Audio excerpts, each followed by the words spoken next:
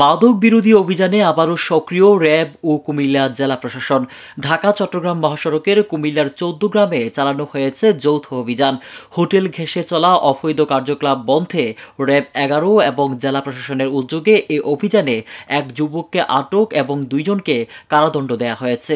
অভিযান পরিচালিত হয় রবিবার সন্ধ্যা থেকে সোমবার মধ্যরাত পর্যন্ত। রবিবার ২৯ জুন সন্ধ্যা থেকে সোমবার মধ্যরাত পর্যন্ত কুমিল্লার ১৪ গ্রাম থানার বিভিন্ন হোটেলে একযোগে অভিযান চালায় র্যাব ১১ ও জেলা প্রশাসনের ভ্রাম্যমাণ আদালত।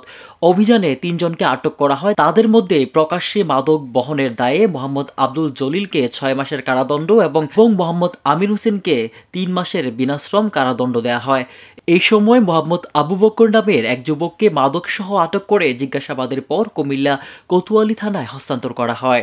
আজকে যে আমাদের অভিযান, এটা বেসিক্যালি আমাদের ধারাবাহিক অভিযানের অংশ।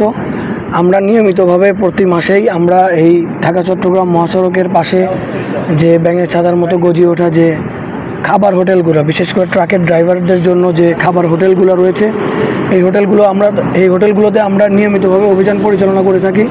কারণ এই হোটেলগুলোতে খুচরা বিক্রেতা, মাদকের খুচরা বিক্রেতারা এসে তারা এখানে মাদক বিক্রয় করে এবং ট্রাকের যারা চালক, যারা মাদক সেবী, যারা ড্রাগ এডিক্টেড, এই চালকরা তারা তাদের কাছ থেকে কিনে থাকে। তো আমরা এই মাদককে নির্মূল করার জন্য আমরা ধারাবাহিকভাবে আমরা প্রতি মাসেই একবার করে অভিযান পরিচালনা করে থাকি। সেটারই অংশ হিসাবে আজকের এই অভিযান।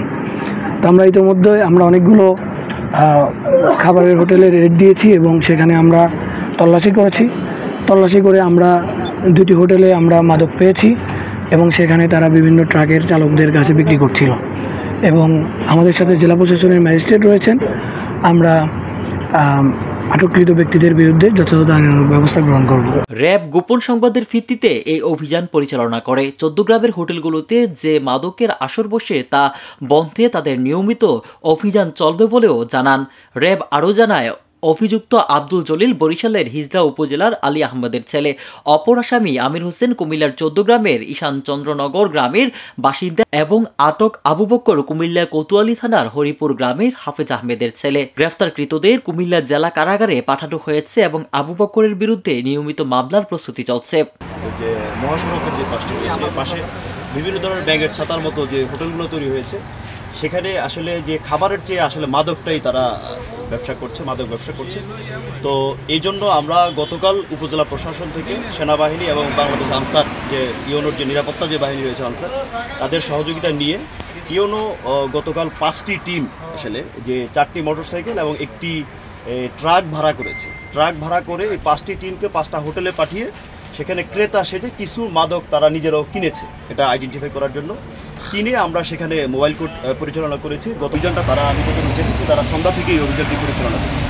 আমরা এখানে একজনকে আটক করতে পেরেছি হাতে নাতে, তাকে 3 মাসের বিনাশ্রম কারাদণ্ড দিয়েছি এবং যেহেতু কারাদণ্ড এবং অর্থদণ্ড দেওয়ার বিধান রয়েছে, সেই হিসাবে মিনিমাম 50 টাকা আমরা তাকে জরিমানা করেছি। মাদক সমাজের অন্যতম বড় ব্যাধি।